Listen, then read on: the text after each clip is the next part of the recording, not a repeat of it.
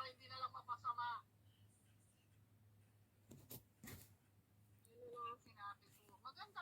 Tingnan mo si Mamang. Ang tanda na, doon pa lang makakapunta sa Amerika. Di ba? Ang tanda na. Yun ang pinaka, the best na wala kang kalugi. Ano nga yun? Di ko gets. Mga partner, mga binibenta, mga gulpong, mga lahat. Mga Auto sticker, parts. mga rim, mga lahat. Yun ang gusto ko talaga.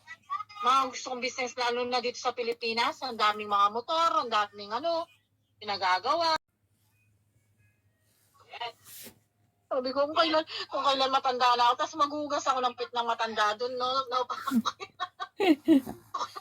Pero ako, magpapakapayat lang ako, mag-practice lang ako mag-Japan, kahit konti lang ako yung salita nila. Pwede na ako doon, na ako makanyang kayo. Kalating milyon yung sahod. Tambon. Sino may sabing kalating milyon? May nagsabi ka. Ay di wow. Wala akong alam na may kalating milyon na sweldo. Kasi nga, accounting nga siya. Accounting? Malaki ba sweldo ng accounting? Uy, natural. Major yan. Major